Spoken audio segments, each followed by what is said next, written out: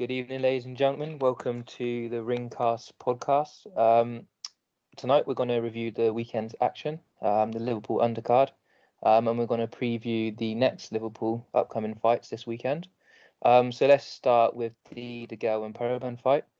Find everyone's thoughts on that fight and what's next for DeGale. Let's start with you, Henry. What are your thoughts on the fight and what do you think's next for DeGale? I think DeGale looked very good. Stopped a guy who's never been stopped. Been with some pretty decent fighters in the past, and he handled them pretty easily. I mean, I think the stop was slightly early, as is normal in British fights, it seems, and British referees, but DeGale still got the job done. I'm very impressed by him, and it's only a matter of time. As soon as he fights for that world title, I think he's going to win it. To be honest, we'll just need to see what Froch does, if he's going to vacate or if he's going to defend against him. But I see DeGale winning the title real soon. It was light work, but didn't Periban not make the weight the day before as well? Yep. Came in overweight as well. Yeah, I think he did well. I agree with you. I think he will win the world title. But I, in all honesty, I know Styles make fights and he's awkward for Froch, but I don't see him personally beating Froch. But that's if that would happen, though. Personally, before this fight, I had Froch winning, but I think now DeGale's proved to me he's definitely the real deal. And after that performance, I see him causing Froch a lot of problems. I'm more swinging down the side that DeGale would take that on decision. I don't think Froch's actually going to take that fight next. I still think he's pushing for the Vegas finale for his career. So I'll be very surprised if he actually did step in and face DeGale. Froch and Groves is what I want to see next, to be honest. And I see DeGale winning that. No, sorry, not Froch and Groves, sorry. Hang on. Let me get it right. Groves is calling for a third fight. No, Groves and DeGale, sorry. And I see DeGale winning that easy as well. As I was saying to you earlier, I think since Froch has knocked out Groves, he's regressed, he's gone backwards. And I just see DeGale doing him. DeGale doesn't even need Groves now, so I think he needs to go win that world title. But you can tell he wants to sell off his record. Yeah, it would sell, and it'd be good for British boxing again, wouldn't it? Definitely. Has anyone got any more thoughts on the DeGale fight? Yeah, absolutely. Listen, everyone needs to jump on the bandwagon with James DeGale in this country. Everyone is, I don't understand this country likes humble fighters and, guys who are not very outspoken, etc., etc. Listen, James DeGale is the real deal. Olympic gold medalist. Get behind him, for God's sake. We all want to get behind, the sort of the ones that have a great image. I understand Luke Campbell is, he has that very good, positive sort of image in the media and whatnot. The same with Callum Smith, not outspoken type personas and things like that. Listen, James DeGale won a gold medal for this country. Okay, you got to get behind him. His talent is world class, undoubted. It's world class. I don't think people are behind him, though. I would say that they're not behind him. Quite a lot of people do criticize him. I don't really get that feeling. I get that feeling like everyone is behind DeGale, in my opinion. I really don't. In fact, when he was coming out, he give it the big talk, didn't he, with the Groves fight, and like them two both give it the big talk, and he was going on more than Groves, and he ended up losing. So I think that played a part in the whole, can't really back up the talk. I'm not saying he got knocked out or anything like that, but it kind of set him back a little bit. True, I'll be honest, sorry, go from ahead. his point, right? Yeah, I'm just gonna say it. Like, a lot of times when a fighter of color comes out and he talks a bit more than normal, there are a lot of detractors. A lot of people, I just want to see him get knocked out. He talks like, they ignore the skill set, they ignore what someone can do, and as soon as someone talks a bit too much, or they're interviewed and they have a high opinion of themselves, and there's a lot of detractors, and a lot of people even coming on that sort of vibe with Eubank Jr. Yeah. A lot of that's to do with his dad as well, but because Eubank Jr. has been quiet, but a lot of people still want to see him get knocked out. So a lot of people actually want to see him get knocked out. as opposed to, you know what I mean, a lot of, as opposed to, you know, wanting to see him get tested, which I believe has always been the sort of unanimous view of this team. We want to see him get tested because we can't, you know, start giving someone very, very high ratings without, you know, at least seeing him slip some punches, for God's sake. So, I mean, listen, anyway, to go back to my James DeGale point, you got to get behind this guy. He represents the true talent, real talent, boxing skill talent that this country has right now. I mean, I wouldn't know where to put him in terms of like just the raw talent, where I would put Joshua, Luke Campbell, Callum Smith, etc. I would say probably with boxing skills and, you know, awkwardness and being difficult to fight with the punches coming at different angles and things like that. I would say he's on pure boxing skill, he's better than all of them. Pretty And much. he's taken out arguably his two best opponents. He's taken them out. Taken them out, you know? So get behind James DeGale. Sorry. I get passionate. I get amped up. You know what I mean? No, I mean, I agree with you, family. I mean, James DeGale, I've been saying it from day one. Like, this guy is the real deal. Even when we talk about George Groves, I mean, like I said before, that fight, I thought James DeGale fought the wrong fight, and that's why he lost. Simple as that. But yeah, man, he's gonna be next. He's gonna be the first Olympic gold medalist that becomes world champion. Look forward to seeing that. Yeah, I agree. Does he beat DeGale? Definitely. If that happens. Or which one?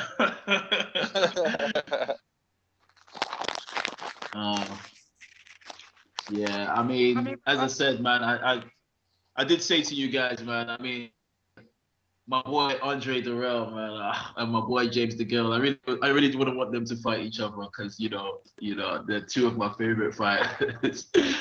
So I don't want one of them to lose. But if it has to happen, it will be a tough one for, I mean, we don't know, man. We don't know what Andre Durrell is saying. We haven't seen him fight a significant fighter recently. So yeah, we don't know. But I know that the Matrix, Andre Durrell, is a serious problem. So we don't know, but we'll see.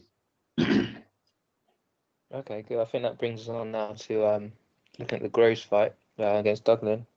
Bex, what's your views on that fight? Were you impressed with Groves, or what's your views? To be honest, I wasn't really impressed with Groves. Again, I'm not really a big Groves fan. I did really want him to maybe back up the talk when he fought Frotch, but again, it's the same kind of syndrome I think that James DeGale suffered, that he was talking about previously, that people are turned off by him because of his attitude and the fact that he lost. That's the same feeling I've got towards Groves. So personally, I don't really see many options out there for him, but I would like to see a DeGale Groves rematch. But other than that, I don't think he's competing at world level. But the thing is, Bex, you don't think he's elite, Bex? Say again? You don't think Groves is world level? To be honest, I can't really see him being champ. And if it does, he's just gonna be holding the belt for somebody.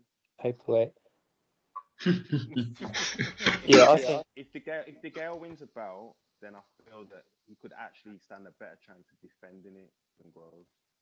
Yeah, I agree with that. I agree with that. I said I think he's, and I can't see him stepping it up a gear, and I can't see him like changing it and winning. I really can't. I mean, he struggled against Rabras, and he shouldn't be struggling against guys like that, really. So I can't see it. Yeah, I mean, he struggled with this guy, right? Yeah, with the French big guy. Can I ask everybody, what do you want to see more? DeGale versus Frotch or DeGale versus Groves? DeGale Groves, in my opinion. I'd say Frotch. I'd want to see Frotch. Yeah. Obviously, we all like the rivalry and stuff. Fair point. But as you saw with Cleverly Bellew this weekend, the rivalries are well and good, but you know, it's even better when both fighters are at a level or performing at a higher level at that time. I just don't. I think, as Clinton said, Groves' levels dropped, and so the intrigue for that, just personally, the intrigue there is kind of gone for me anyway. Do you reckon his levels dropped, or do you reckon he just had a great night on the first Froch fight, and Froch had a very bad night, and he's made to look better than he actually was from that one fight? Yeah, it's looking more and more like that with each performance that Groves is putting in since, to be honest. But though, because Froch turned up the second fight, it was nip and tuck, then Froch knocked him out. Rabras, Rabras, we thought, we all thought, it's a bit of a calm down, so I gave him a pass.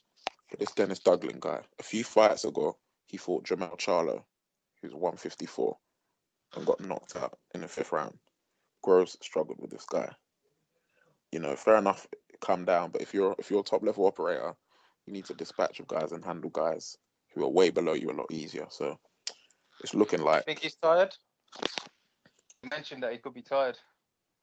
Well, yeah, it's his fighting style, man. He's got that explosive style where he puts everything into his punches. So that's why he's been struggling recently. So. Yeah, it's very interesting. But then, But yeah, I think for Groves, throw him in with a world-class operator next, so we can actually see what his level is. Give him time as well. Like just give him a few months off, and there's no excuse really. The thing is that he is one loss away from spiraling downwards in his career, being near to finish. So he needs to to pick his next opponent carefully, and I'm putting a good performance and then get another big fight. He is walking on thin water at the moment. I think he one knockout away from career being over, to be honest. Yeah. Is he ready for Anthony Durrell? No, not on that performance. No chance.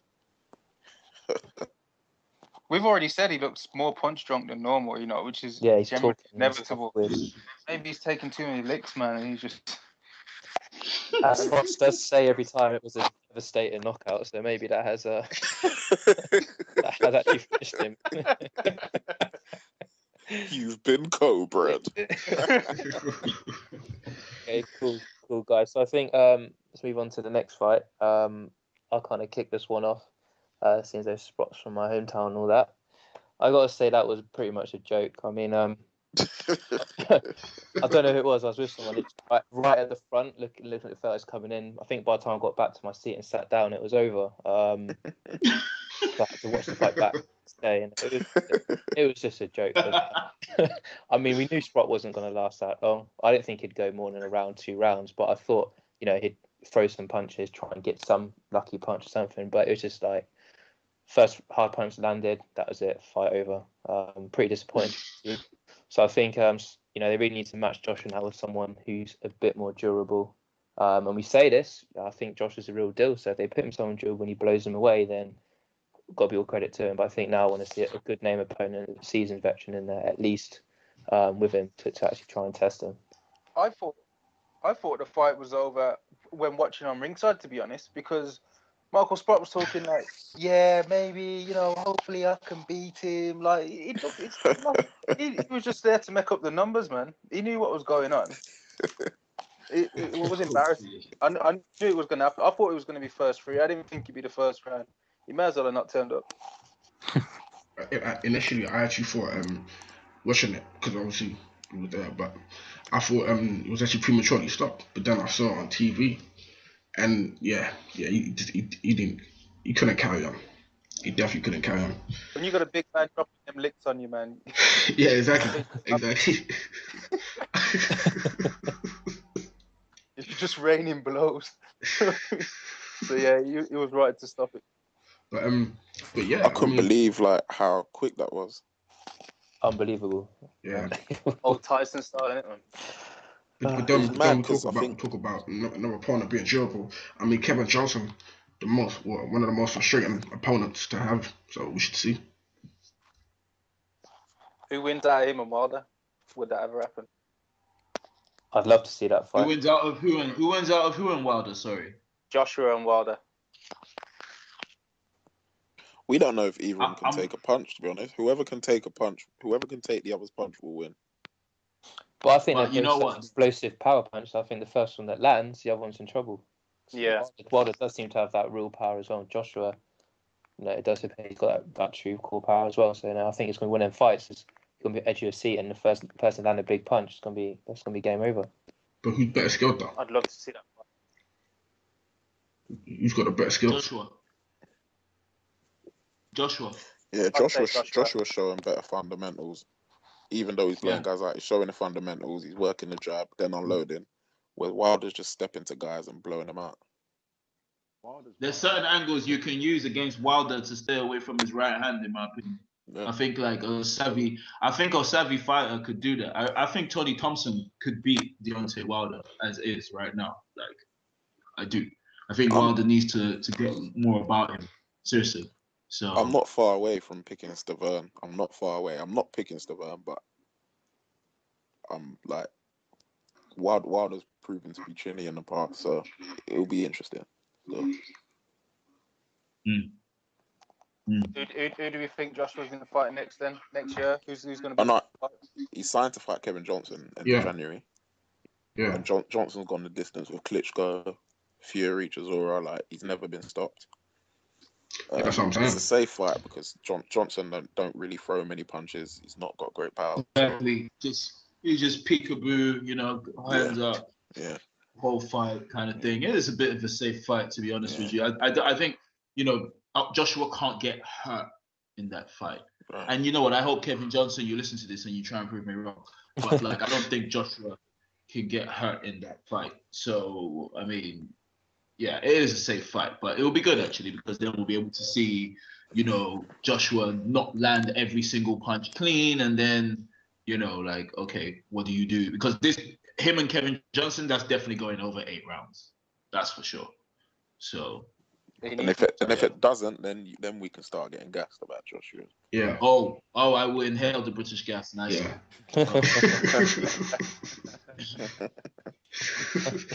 Yeah. I think we couldn't agree that this fight is basically allowing Joshua to get around him, get an experience, go past 4 or 5 rounds.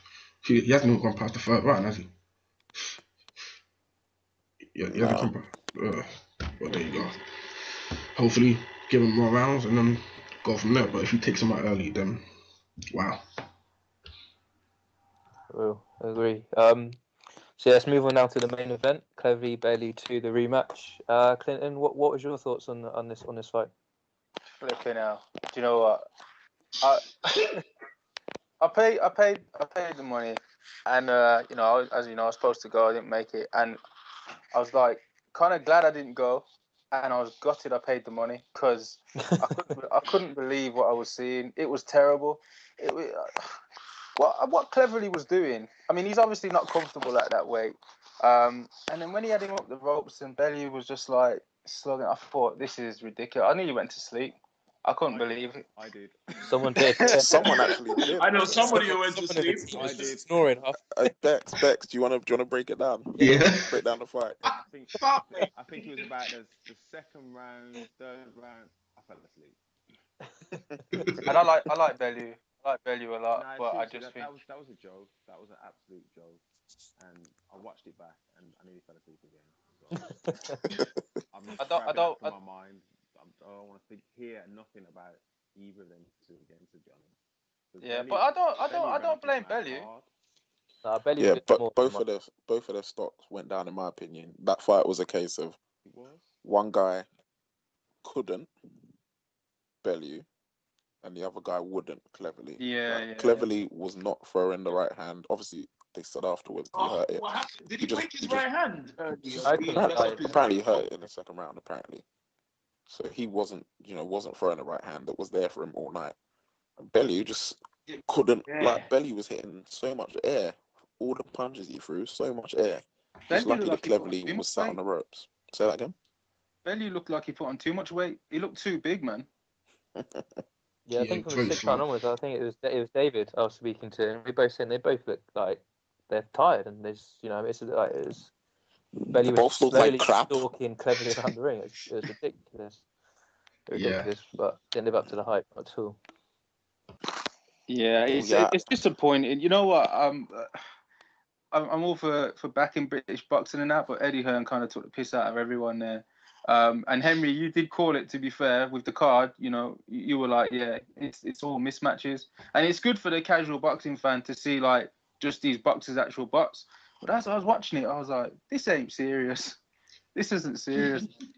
But Yeah, man. then, There's been but then, a lot of I mean, comments and backlash about the quality of the card and that, like, you know, and it was mentioned before, but everyone thought at least, you know, the main event was competitive, you know, the rivalry, and then it was just a slap in the face when that fight turned out to not be very good. That's why Hearns quickly said there ain't gonna be no third. Yeah, and no Yeah. one There wants to see better that. not be. yeah. No Who one they gonna- got in the Millennium Stadium? Come off it, man. Really? No one ain't paid to see that.